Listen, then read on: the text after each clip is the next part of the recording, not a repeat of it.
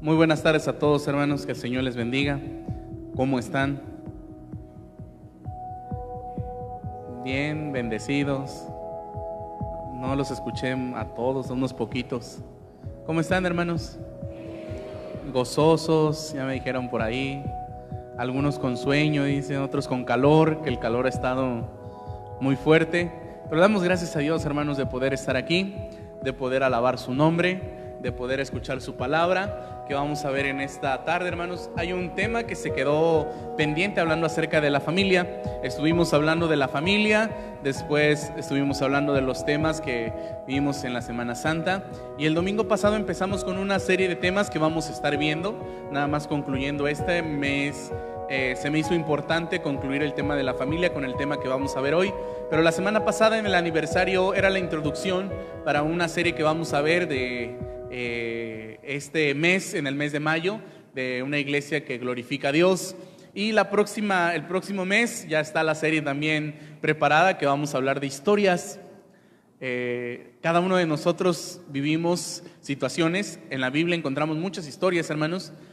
Vamos a leer cada una de ellas, quizá con algunas nos identifiquemos, pero el propósito es de contar la historia a otros y conozcan a través de las cosas que hemos vivido que tenemos un Dios bueno y poderoso. Así que basándonos en aquella historia, ¿se acuerda del endemoniado gadareno? ¿Cómo era la vida del endemoniado gadareno? ¿Cómo tuvo un encuentro con Jesús? ¿Cómo Jesús cambia su vida y cómo Jesús le dice: vete con los tuyos y cuéntales cuán grandes cosas ha hecho el Señor contigo? Así que vamos a estar viendo eso. Hoy vamos a concluir este tema de la familia.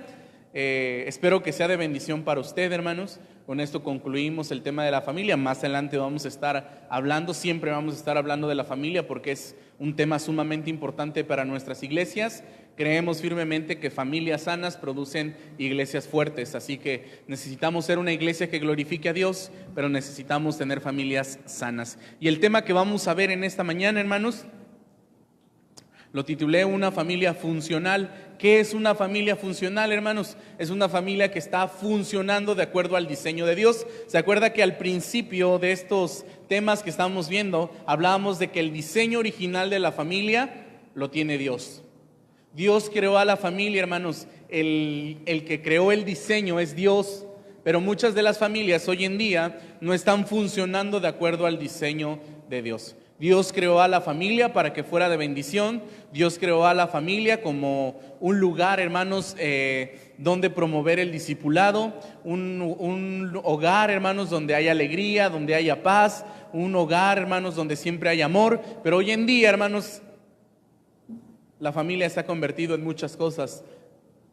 El ser humano ha intervenido para que el diseño original se fuera distorsionando. Así que vamos a ver las cualidades de una familia funcional y de una familia disfuncional. En la Biblia encontramos muchas familias, hermanos. Hay muchas familias de diferentes formas de pensar y que vamos a analizar. En la mañana les comentaba un poquito acerca de Jesús. Conocemos la parte de la familia de Jesús con sus padres. Conocemos a José y conocemos a María y decimos, pues tenía un buen hogar, buenos padres. Hemos analizado la vida de María, de José, cómo eran obedientes, cómo tenían fe, pero no todo era miel sobre hojuelas en la vida de Jesús como integrante de una familia, porque usted lee en los evangelios, hermanos, que sus hermanos ni creían en él. ¿Se acuerdan, hermanos? Que hasta lo criticaban. Vámonos, y se lo intentaron llevar porque decían, está fuera de sí. ¿Se acuerdan?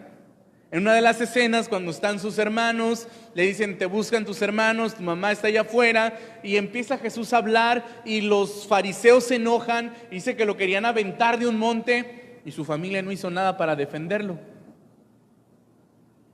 Y Jesucristo mismo sabía que nadie era profeta en su propia tierra. En una ocasión, sus hermanos le dicen, hermanos, oye, ¿por qué no te vas de aquí? Y si de verdad eres Dios, muéstrales tu poder, tus milagros, tus maravillas allá en Jerusalén. Pero no lo decían con fe, era de manera sarcástica porque ni ellos creían en él.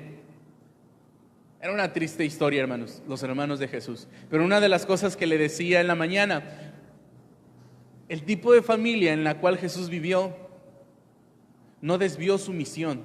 Él sabía que tenía una misión que cumplir. Y una de las cosas que hemos visto, Jesús tampoco jamás trató de manipular a su familia con su ejemplo, con sus enseñanzas. Al final vemos, hermanos, cómo sus hermanos eran parte de la iglesia primitiva.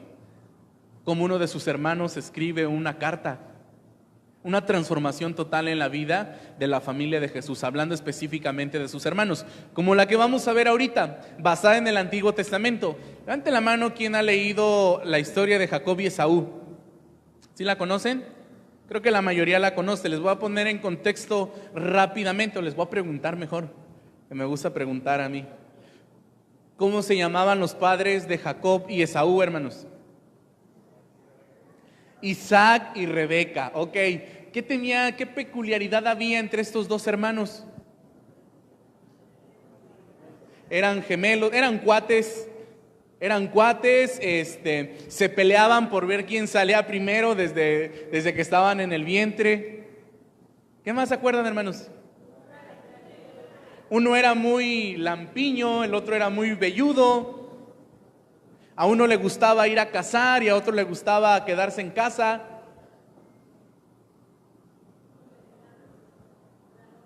¿Qué es? No escuché lo último. Ok, Jacob le roba la primogenitura a Esaú, lo engaña. Esaú le vende la primogenitura. Vamos a ver, hermanos, algunas características de esta familia disfuncional. Está ahí en Génesis capítulo 27, donde dice Jacob obtiene la bendición de Dios. No vamos a leer toda la historia, vamos a ir viendo algunos versículos, hermanos. La historia para leerla toda es un poco larga, pero vamos a ver algunas características basados en esta historia, unas características de una familia disfuncional. Usted va a leer, usted va a ver ahorita en la pantalla algunas de esas características y después de esto usted va a poder decir, pues mi familia es funcional, porque está funcionando de acuerdo al diseño de Dios. O usted puede decir, cuidado, necesito hacer un cambio porque mi familia no está siendo funcional. Es disfuncional porque existen este tipo de cosas que existían ahí. Vamos a ver, hermanos, algunas características que había en esta familia que realmente no estaban glorificando el diseño de Dios. Vamos a ver, vamos a entrar a estas características. Y la primera, hermanos, que mientras hablamos del tema de la familia les compartía y muchos se niegan a aceptar, es que en una familia disfuncional, hermanos, hay preferencias por los hijos o hay hijos consentidos. Decía que algunos, yo me he acercado con algunos papás, sí me he acercado y les he preguntado, hermano, ¿usted tiene un hijo favorito? ¿Y sabe qué me contesta la mayoría? No, ¿cómo cree, pastor? Todos son iguales. Pero la pregunta no es que se la tenga que hacer a usted. La pregunta tendría que hacérsela a sus hijos. Oye, ¿tú crees que tu papá y tu mamá tienen un hijo consentido? ¿Y qué contestarían algunos? A veces a lo mejor inconscientemente lo hacemos como lo hizo Rebeca, que vamos a ver ahorita. A veces por alguna situación, porque está enfermo. Antiguamente, yo sé que ahorita casi ya no se ve eso, pero antiguamente, hermanos, siempre había como una preferencia por el hijo varón. Al hijo varón había que atenderlo, la hija tenía que verlo casi como su papá, cuidarle, proveerle, mimarlo, porque mamá y papá pensaban que él iba a estudiar y que él los iba a sacar adelante. Muchas veces había como que ese hijo favorito por ser varón. Ahorita lo sigue habiendo, aunque usted diga que no. Quizá lo hay. Quizá hay un hijo consentido. Vamos a ver lo que pasa con Rebeca. Dice la palabra del Señor, Génesis 27, versículos 5 y 6. Como Rebeca había estado escuchando mientras Isaac le hablaba a su hijo Esaú, en cuanto éste se fue al campo a cazar un animal para su padre, ella le dijo a su hijo Jacob, según acabo de escuchar, tu padre le ha pedido a tu hermano. Escuche, Isaac estaba a punto de morir, hermanos. Él tenía que darle la bendición a su hijo primogénito. Él le dice, hijo, necesito que vayas a cazar, me traigas un animal, lo cocines para mí y después de esto yo te voy a bendecir. Era una plática entre Isaac y Esaú, pero la mamá estaba escuchando. Ella no había sido invitada a la plática, estaba escuchando. ¿Y sabe qué quería? La bendición para su hijo Jacob, porque era su hijo favorito. ¿Por qué razón?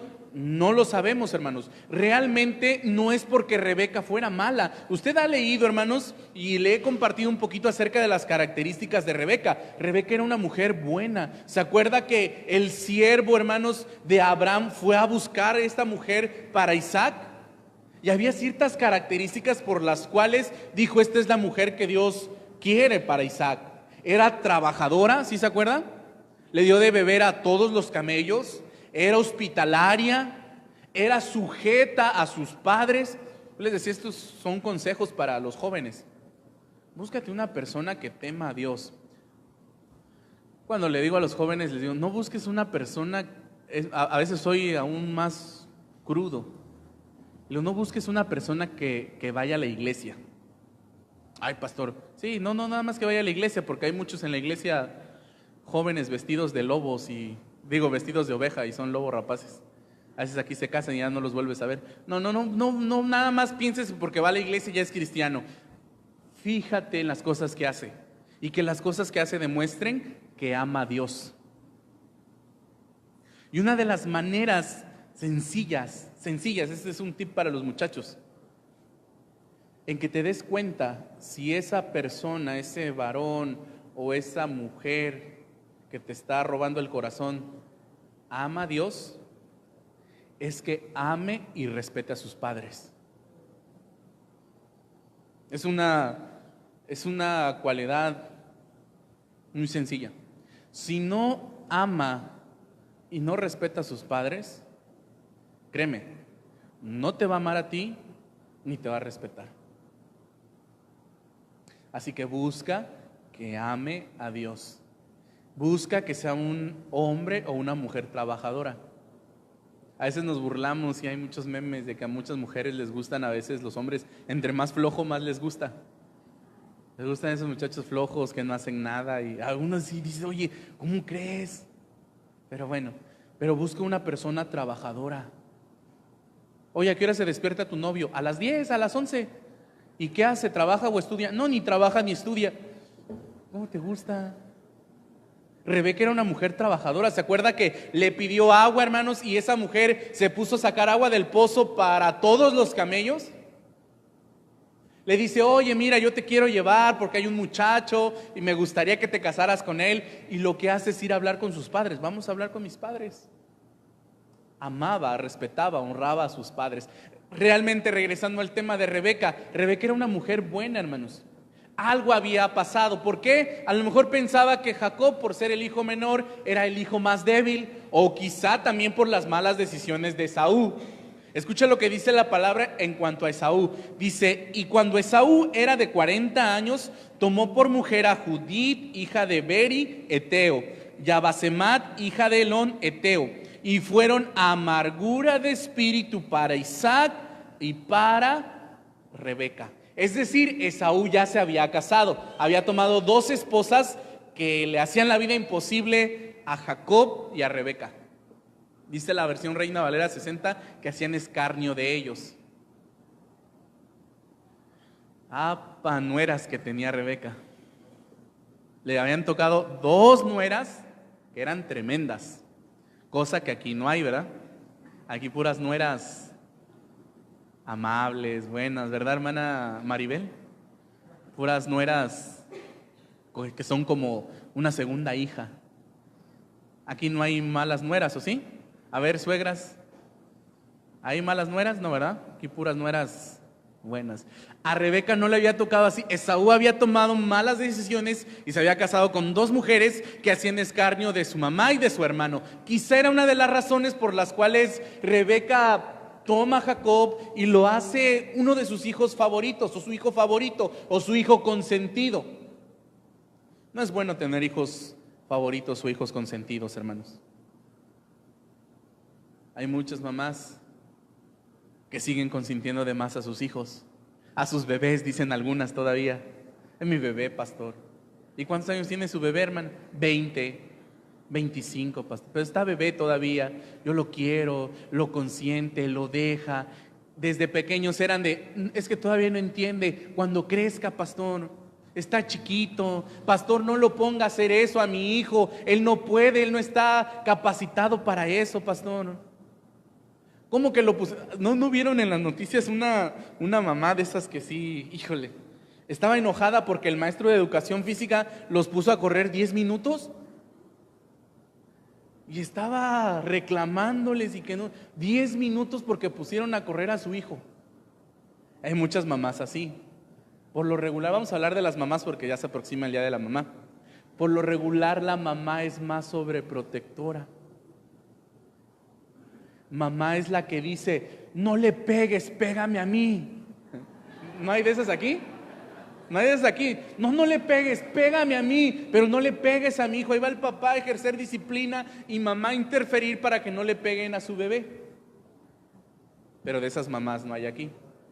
Sean cuidadosas, hermanas. Si usted enséñele, hablando de la mamá, enséñele a sus hijos a ser responsables.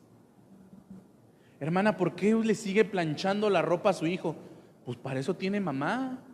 Mientras su mamá tenga fuerzas y le viva, aquí va a estar su mamá para plancharle, para hacerle de comer, para lavarle su ropita a mi hijo, a mi bebé. ¿Sabe qué está criando, hermanos? Hermanas irresponsables. No, yo no iba a decir, suena feo, pero sí, parásitos. De verdad, a veces salen de casa y no saben hacer nada, hermanos.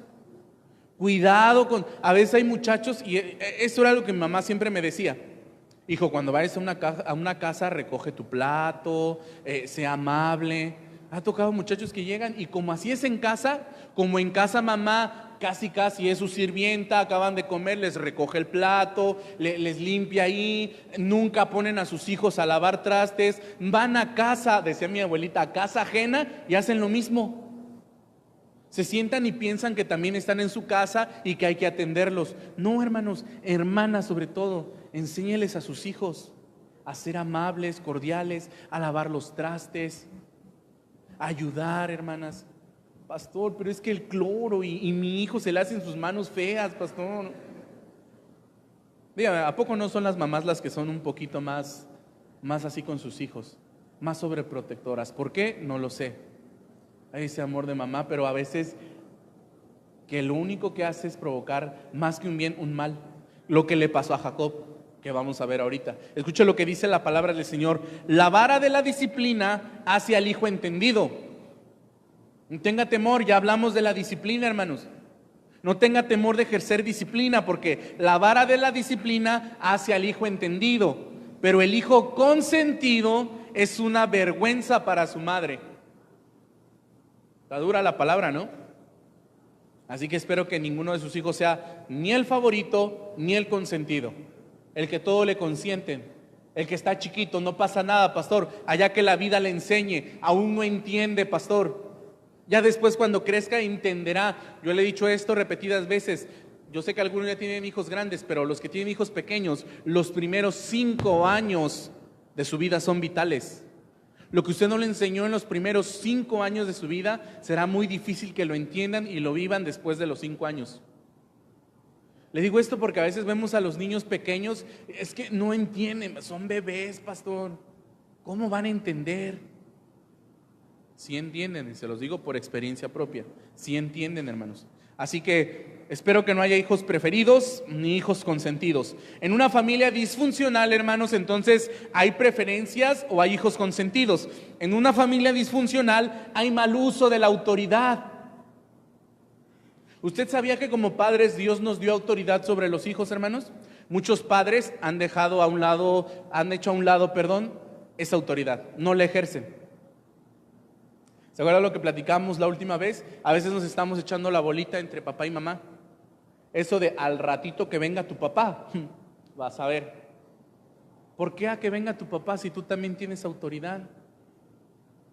Y el no ejercerla te es pecado. y ejercer la autoridad de Dios, no mi autoridad. Porque a veces lo que hacemos, hermanos, es imponerle a nuestros hijos nuestra autoridad y no la autoridad de Dios. Escucha lo que le dice Rebeca a su hijo. Dice la palabra: ahora, hijo mío, préstame atención y haz exactamente lo que te voy a decir. Es decir, como tu madre, yo tengo toda la autoridad para que hagas lo que yo diga. No, no es para que hagas lo que tú digas. La autoridad que Dios nos dio, hermanos, es para que nuestros hijos hagan lo que Dios quiere. No lo que usted quiere, lo que Dios quiere. ¿Se ha dado cuenta cuando a veces regañamos a los hijos y decimos: te pegué porque no me gustó lo que hiciste? Eso está mal dicho, hermanos.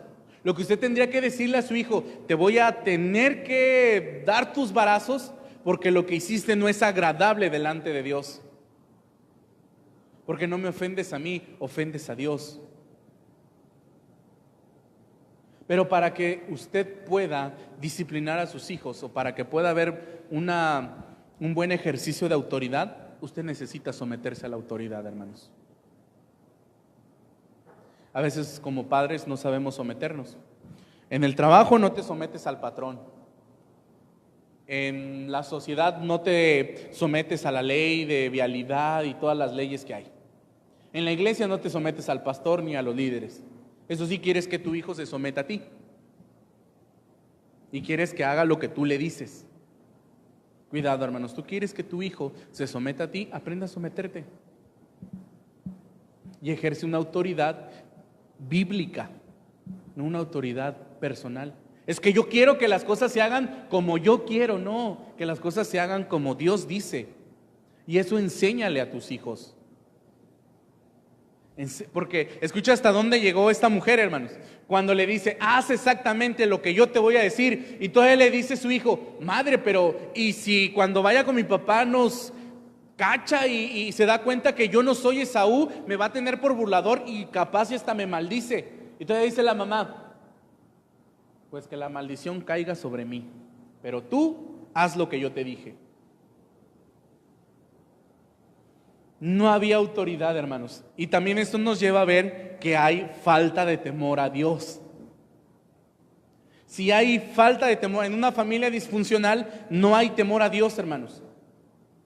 Imagínense esta mujer hasta qué grado llegó. No importa la maldición que caiga sobre mí, con tal de que engañemos a tu padre, porque lo que iban a hacer era engañar a Isaac.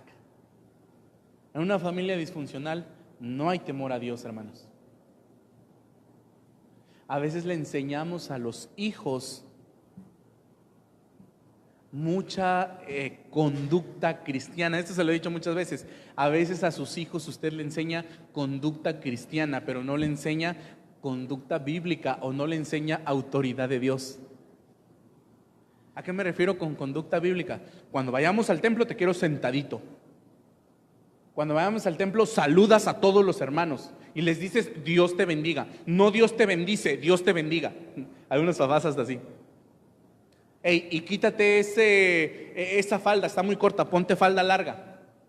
Y quítate esa playera, ponte camisa, porque a la iglesia hay que ir bien formales. Les enseñamos conducta, pero no les enseñamos valores. Y llévate tu Biblia, la llevo en el celular, no me importa, lleva tu Biblia así en libro, en hojas, quiero tu Biblia así. Les enseñamos conducta y se los imponemos, pero no les enseñamos temor de Dios, hermanos. Y tenemos que ir el domingo al culto y te levantas temprano, y pobre de ti que no te levantes. ¿Por qué no le enseña lo precioso que es venir al culto? ¿Por qué no le enseña lo precioso que es escudriñar la Escritura? A veces nos falta más inculcar temor a Dios que conducta, hermanos. La conducta es el resultado del temor a Dios que realmente inculcamos en la vida de nuestros hijos. En la familia disfuncional no hay temor, no oran, no les preocupa nada, las decisiones las basan tomadas en nuestras opiniones, menos en lo que Dios quiere. Cuando tienen que tomar una decisión, se sientan a orar. Cuando su hijo le dice, mamá, no sé en qué universidad voy a estudiar o en qué prepa voy a estudiar, y usted le dice, ven hijo, vamos a orar y vamos a pedir la voluntad de Dios. A veces no. ¿Sabe qué hacemos? A ver, ¿qué universidades hay? No, en esta no, porque no ofrecen buen inglés. No, en aquella no, porque está muy lejos, está bien cara. No, no, tomamos las decisiones basándonos en eso. Pero si usted le dice a su hijo, sí, hijo, siéntate, híncate, vamos a orar y vamos a pedirle a Dios que nos indique a qué universidad debes ir tú o qué vas a estudiar. En una familia disfuncional no hay esto. En una familia disfuncional el temor a Dios está afuera de la casa. Las decisiones son tomadas en mis propios criterios y en mi propia opinión. ¿Cómo es en su casa, hermanos? ¿Hay temor a Dios o no hay temor a Dios? En una familia disfuncional hay falta de temor a Dios. En una familia disfuncional hay intriga y hay mentira, hermanos. Todo mundo miente. Escuche lo que dice la palabra del Señor. Y se acercó Jacob a su padre Isaac, quien le palpó y dijo: la voz es la voz de Jacob, pero las manos de Esaú. Y no le conoció porque sus manos eran vellosas como las manos de Esaú, y le bendijo. Una familia disfuncional, la mentira está en todas las personas. A veces nos quejamos por qué los hijos son mentirosos. Pues, si tú le enseñaste, cuando te hablaron por teléfono y preguntaban por ti, les dijiste: dile que no estoy. O cuando te escuchan hablar mal de tu cónyuge, cuando se faltan el respeto entre cónyuges y está tu hijo escuchando, decimos: pero ¿por qué son así mis hijos? Pues por el ejemplo que les das. Así que tratemos de hablar verdad, hermanos, en la familia. Una familia disfuncional está llena de mentiras. ¿Por qué me habrá inventado eso mi hijo? ¿Por qué me dijo que estaba estudiando y andaba en el parque? Yo les decía, hermanos, les platicaba a los hermanos en la mañana que yo orado al Señor y me preguntaba con mi hijo. Y le decía: Señor, ¿será que se pueda cultivar una relación así fuerte entre padre e hijo? Así yo quiero ser para mi hijo su padre, quiero ser su pastor, pero quiero ser sobre todo su amigo. Es una pregunta y ha sido una petición al Señor: ayúdame a ser un amigo de mi hijo. Que me cuente, que no me engañe. A veces veo a muchos padres bien engañados por sus hijos, y por eso lo digo, por su culpa de usted. No, no es cierto. Ya seré yo maestro, están diciendo algunos, ¿no? Pero yo decía: Señor, yo quiero fomentar en mi hijo una relación así de amigos. No me gustaría que mi hijo me dijera: papá, voy a estudiar a casa de mi amigo, y que un hermano viniera y me dijera: pastor, pues si lo acabo de ver ahí en el malecón y andaba con unos cuates, ¿cuál estudiar? Como algunos, que no voy a decir ahorita quiénes. No, está por ahí en el templo mi hijo, pastor. No, hombre, más su hijo no se viene a parar al templo. Es que me dijo que iba a estar ahí. No, no es cierto, ninguno hace eso aquí. Pero yo decía: Señor, ayúdame. A mí me gustaría que mi hijo y yo nos habláramos la verdad. ¿Será que es posible? Dame sabiduría. Yo quiero hacerlo. Cuando tenga inquietudes me las cuente y yo pueda escucharlo y sepa entenderlo. Porque muchas veces en el caso de los papás es que no saben entender a sus hijos y no nos ponemos en su lugar. Ahí viene su hijo de 14 años a decirle: papá, es que me gusta la chavita tal, la hija del hermano. Y ahí va el papá: seas payaso, hijo, tienes 14 años, ponte a estudiar. Dedícate al estudio, dedícate a estudiar. Vas bien mal en las calificaciones. Y no sé quién, espero que no esté aquí un hermano que una vez me dijo, antes de que yo me casara: ¿a los cuántos años te vas a casar? Pues ya me quiero casar. Cásate a los 30, pastor. ¿Por qué, hermano? Mira, es que llegas más maduro. ¿Usted a los cuántos se casó? Yo a los 17, pero tú cásate a los 30. He escuchado a muchos hermanos así: ya vas a tener hijos, espérate. ¿Usted a los cuántos tuvo? Yo a los 16 tuve mi primer hijo, pero tú espérate. Y muchos papás, hermanos, no entienden. Ok, hijo, vente, vamos a platicar. ¿Cuál es la muchachita que te gusta? Mira, yo te voy a platicar mi experiencia, te voy a platicar esto. A veces no entendemos, hermanos. Muchos papás apenas viene el hijo a decirle y ya lo estamos sermoneando antes que escucharlo. Así que ponga atención a lo que su hijo le dice, porque si no, le va a mentir. Si usted no sabe escucharlo y no sabe comprenderlo, lo único que va a hacer es mentirle. Y en una familia disfuncional sobreabunda la mentira. ¿Cuáles son los efectos de una familia disfuncional? Vamos a ver, hermanos, que en una familia disfuncional, donde hay mentira, donde hay falta de temor a Dios, donde hay falta de autoridad, donde hay hijos consentidos, hay un ambiente de resentimiento y amargura. Escucha lo que provocó esto. Dice la palabra del Señor: al escuchar Esaú las palabras de su padre, lanzó un grito aterrador lleno de amargura y le dijo: Padre mío, te ruego que también a mí me bendigas. Después de que Isaac ya había bendecido a Jacob, lo que se llena el corazón de Esaú es de amargura. Y escuche qué más, dice el versículo 41. A partir de ese momento, Esaú guardó un profundo rencor a su hermano por causa de la bendición que le había dado su padre. Y pensaba: ya falta poco para que hagamos duelo por mi padre. Después de eso, mataré a mi hermano Jacob. Una familia disfuncional donde hay todo esto que acabamos de mencionar, hermanos, hay rencor y hay amargura. Donde hay hijos consentidos, donde no hay autoridad, donde no hay disciplina, donde no hay amor, abunda entonces el resentimiento y la amargura. Y en una familia disfuncional, hermanos, todos sufren pérdida. Dios creó a la familia no para perder. Dios creó la familia para ganar, para ser victoriosa, para que abundara el amor, para que abundara la felicidad, para que en medio de los problemas salieran juntos. Pero en una familia disfuncional, hermanos, lo único que hay es pérdida. Escuchen lo que perdieron estos personajes. Esaú perdió su primogenitura y por ende su bendición. Jacob perdió su paz. ¿Sabe qué tuvo que hacer después de que Esaú se enteró? Tuvo que huir, salir huyendo, solo. Perdió su paz. Rebeca perdió a su hijo e Isaac perdió a su familia. Podemos decir que esta familia sufrió demasiadas pérdidas. La amargura en el corazón destruye todo lo que toca, hermanos.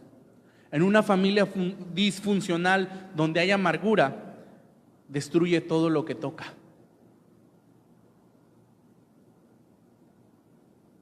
¿Conoce alguna familia así? Con estas cualidades. Yo no sé si su familia se encuentre dentro de estas cualidades. Yo no sé si usted como esposo necesita hacer cambios. Yo no sé si como esposa tiene que hacer cambios, como padres tienen que hacer cambios con sus hijos, o los hijos tienen que hacer cambios con sus padres. Pero le voy a decir algo importante, hermanos. Esta historia parece desalentadora, parece triste. Pobres, qué familia.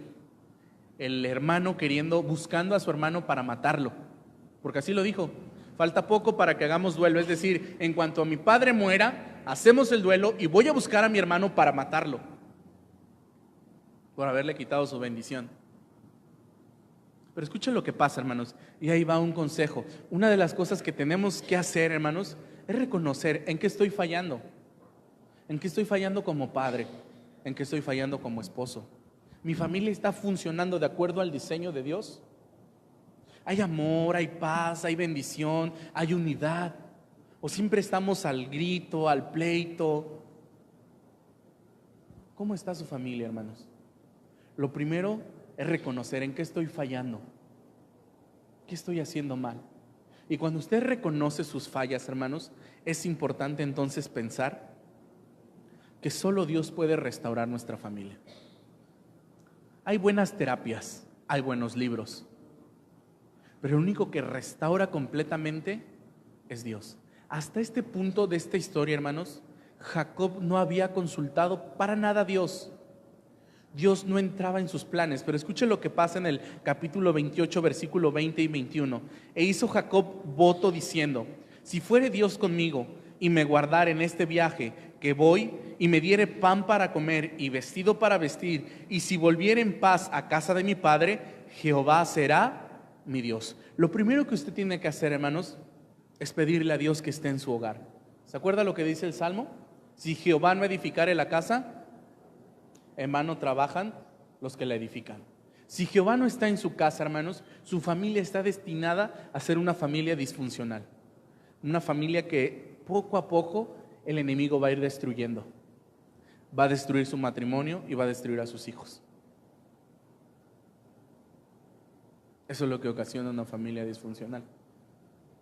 Pero cuando usted dice: Señor, yo quiero que tú estés en mi hogar, yo quiero que tú estés aquí, yo quiero que tú bendigas, yo quiero que tú restaures a mi familia, es lo principal, hermanos.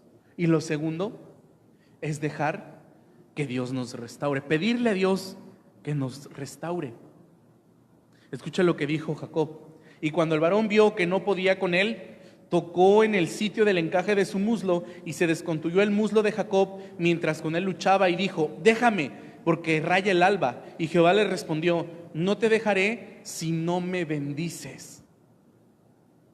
No vamos a hablar del tema teológico de este aspecto de la historia, pero sí vamos a tomar un ejemplo acerca de esto, hermanos. Yo no te dejaré si no me bendices. Lo que usted y yo tenemos que hacer, hermanos, es decirle al Señor: transfórmame. Reconozco el error que estoy haciendo en mi familia y creo que solo tú me puedes transformar. Enséñame. ¿De qué manera, hermanos? A veces decimos: deja que Dios transforme tu familia. Sí, pero ¿cómo lo va a hacer? Póngalo en primer lugar, vaya y busque los principios. Recuerde que el diseño es de Dios, los consejos te los da Dios, y muchas veces tenemos que pelear, a veces con nosotros mismos, hermanos, porque a veces es tu orgullo el que no te deja sanar tu familia, a veces es el rencor, la amargura, a veces es tu cansancio, a veces es tu falta de interés para que tu familia funcione de acuerdo al diseño de Dios. Es la lucha contigo mismo. Yo sé que tengo que disciplinar a mis hijos, pero estoy cansado, el trabajo. Yo sé que mi relación con mi esposa tiene que mejorar, tenemos que salir, tenemos que conocernos, pero el trabajo, los hijos. Yo sé que tengo que pedirle perdón a mi esposa, pero ¿cómo le voy a pedir perdón? Ya este matrimonio ya no le veo respuesta. A veces tenemos que luchar con nuestra incredulidad. Si usted ama a su familia, luche por su familia, hermanos. Pídele a Dios que le dé fuerza para cumplir lo que dice su palabra. Dios le dice al esposo: esposos, no sean ásperos con sus esposas. Esposos, amen a sus esposas y trátenlas como un vaso frágil. Pero es que es recontestona, pastor, es soberbia. Yo por eso la trato como molcajete de esos de salsa, porque es dura la mujer. Trátala como vaso frágil. Hónrala como coheredera. Es que eso me cuesta. Pues lucha con tu orgullo. A veces la esposa dice: sí, yo sé que tengo que someterme, pero es que en mi casa me enseñaron que la mujer también puede dominar en el hogar. Lucha con eso y sométete a tu esposo, que él se someta a Dios, y sométete a tu esposo. Respétalo. Pero es que él constantemente me falta el respeto. Respétalo y gánalo por tu conducta. Pastor, es que estos hijos me hacen enojar.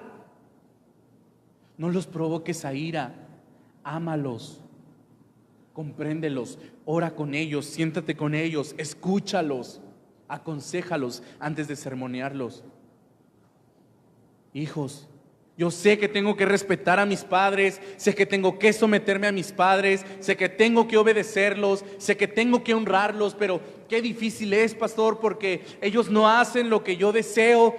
Hónralos. Yo no sé con qué estemos luchando cada uno de nosotros, hermanos, pero pidámosle a Dios fuerzas, porque Dios realmente nos puede transformar. Escuche lo que pasa con Jacob. Y cuando el varón vio que no podía con él, tocó en el sitio del... Perdón, me estaba regresando. Dice: y el varón le dijo: ¿cuál es tu nombre? Y él respondió: Jacob. Y el varón le dijo: no se dirá más tu nombre Jacob, sino Israel, porque has luchado con Dios y con los hombres y has vencido. Qué precioso es cuando le decimos a Dios: cámbiame, Señor.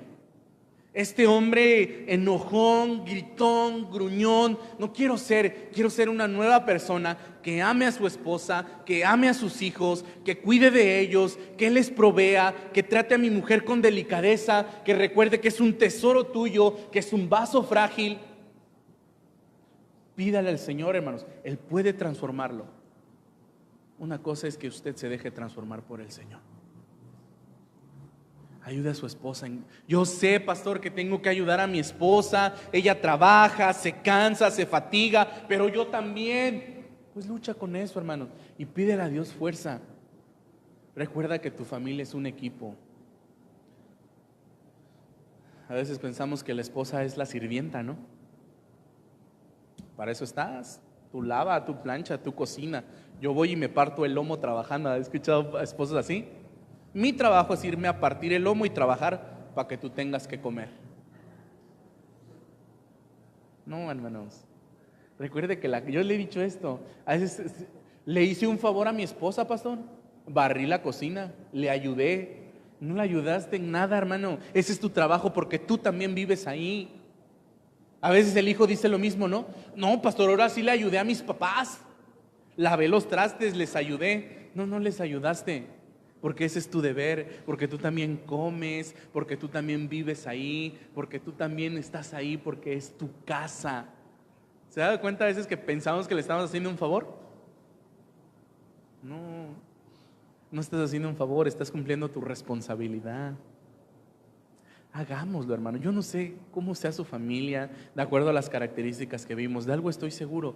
Dios puede y Dios quiere transformar nuestras familias. Quiere que cumplamos su diseño y que en nuestra familia haya realmente ese gozo, ese amor, esa bendición que Dios preparó para nuestra familia.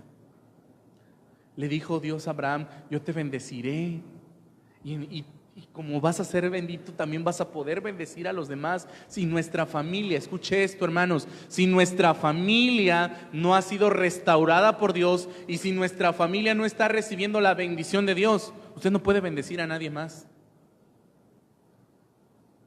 No puede ir y predicarle el evangelio a una familia y decirle que Dios puede transformar su familia si su familia no ha sido transformada.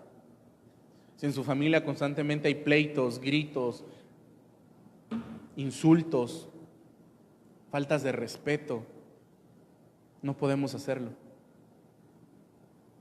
Así que usted tiene que pedirle a Dios que lo transforme, debe dejarse transformar por Dios y escuche lo que Dios hace. Escuche el desenlace de esta historia. Esaú se había propuesto matar a su hermano.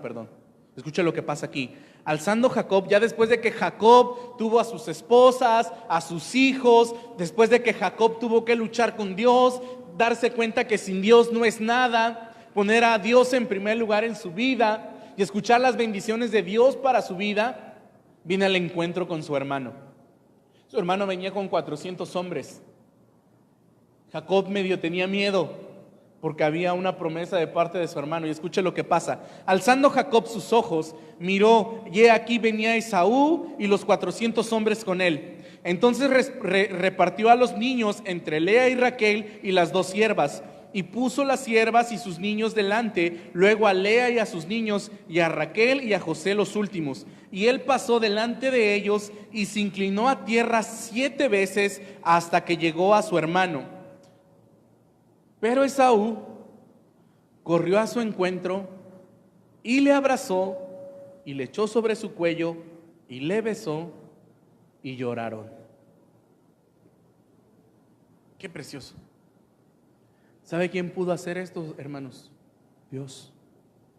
¿Quién nos pudo reconciliar y quién nos volvió a hacer una familia? Dios. Yo no sé cómo esté su familia, hermanos. Quizás se han equivocado, quizás han cometido errores. Yo le quiero decir algo.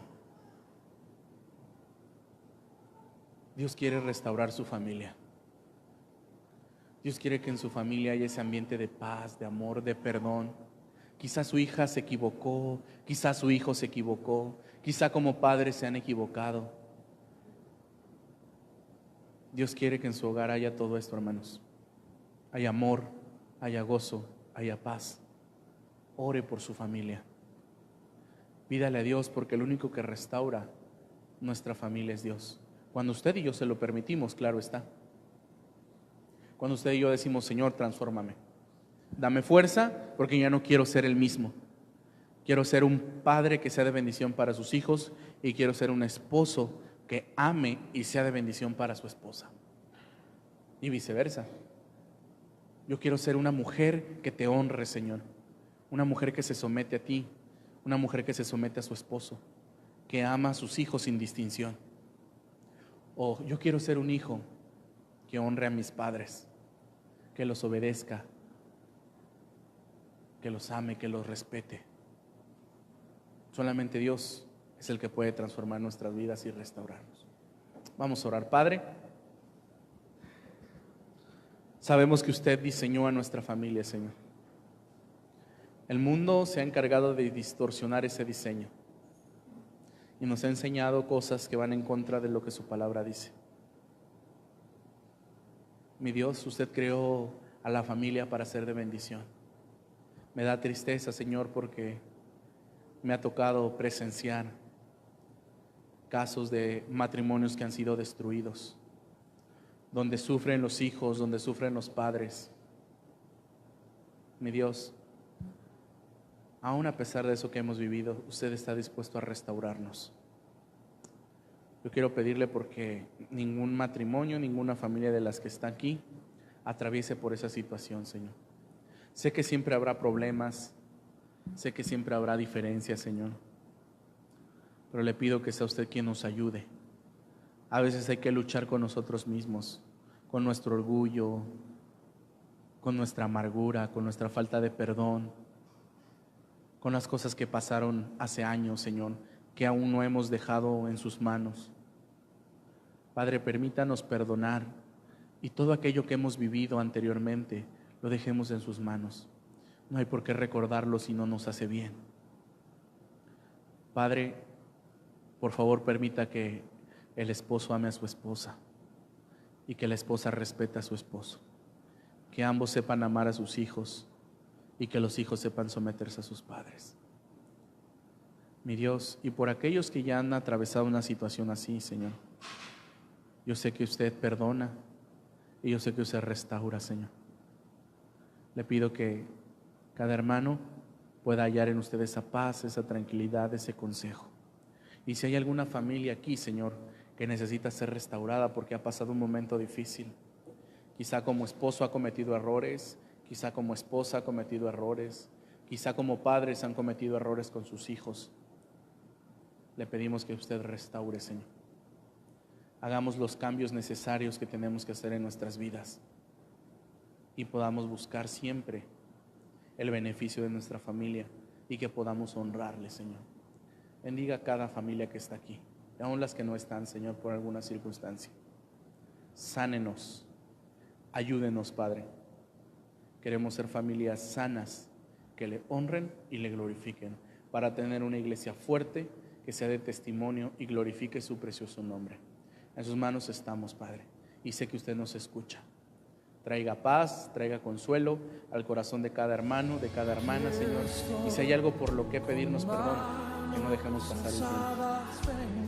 Si hay alguien a quien tenemos que abrazar porque no hemos abrazado, que lo hagamos, Señor. Si hay alguien con quien necesitamos platicar, que lo hagamos pronto, Señor, para que pueda haber en nuestra familia ese amor, ese gozo, esa paz que usted produce. Lo honramos y lo glorificamos en Cristo Jesús. Amén, Señor. Aquí estoy. Señor, bendiga. Yo le tiempo a mi hermano para que